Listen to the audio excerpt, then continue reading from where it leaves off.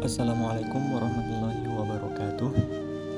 Saya Abdi Amal dengan NIM 90500121118, jurusan Perbankan Syariah, Fakultas Ekonomi dan Bisnis Islam UIN Alauddin Makassar.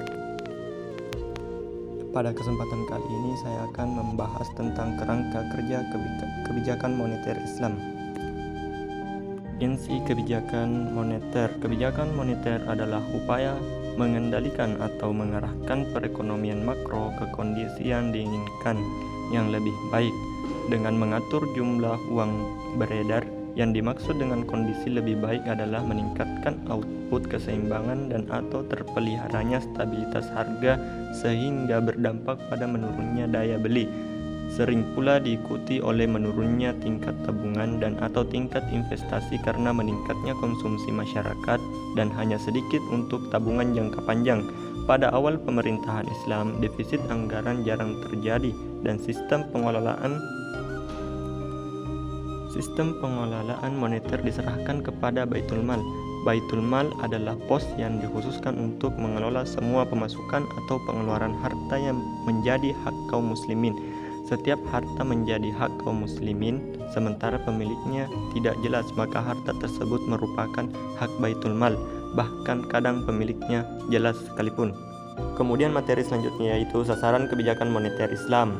Sasaran sistem moneter dapat dilihat dari sasaran atau tujuan kebijakan moneter. Pada dasarnya, intervensi pemerintah dalam kegiatan ekonomi dari segi kebijakan dapat dibedakan ke dalam dua bentuk kebijakan utama, yakni kebijakan moneter dan fiskal. Kebijakan moneter merupakan kebijakan dari otoritas moneter yang pada umumnya bertujuan untuk menjaga dan memelihara kestabilan nilai mata uang dan mendorong pertumbuhan dan kelancaran produksi guna meningkatkan taraf hidup orang banyak. Yang membedakan antara kebijakan moneter konvensional dengan kebijakan moneter Islam terletak pada mekanisme dan penggunaan instrumen kebijakan moneter dalam mencapai target moneter. Kemudian materi selanjutnya yaitu strategi kebijakan moneter Islam. Secara prinsip dalam pelaksanaan kebijakan moneter Islam menurut M. Umar Kapra berbeda dengan kebijakan moneter konvensional terutama dalam pemeliharaan target dan instrumennya. Perbedaan yang mendasar antara kedua jenis instrumen tersebut adalah prinsip Islam tidak membolehkan adanya jaminan terhadap nilai nominal maupun retur suku bunga. Oleh karena itu, apabila dikaitkan dengan target pelaksanaan kebijakan moneter, maka secara otomatis pelaksanaan kebijakan moneter berbasis Islam tidak memungkinkan menetapkan suku bunga sebagai target atau sasaran operasinya. Kebijakan moneter Islam tidak berbeda dengan strategi tujuan dari kebijakan konvensional, yaitu menjaga stabilitas mata uang baik secara internal maupun eksternal. Kemudian materi terakhir yaitu instrumen moneter Islam. Strategi kebijakan moneter harus diimplementasikan pada tataran teknis. Dalam hal ini instrumen moneter Islam sebagaimana strategi moneter Islam yang melarang penggunaan bunga, maka instrumen moneter Islam juga demikian. Penjelasan mengenai instrumen moneter dalam Islam akan dijelaskan berdasarkan tiga mazhab, yakni mazhab istisqa dan mazhab mainstream dan mazhab alternatif.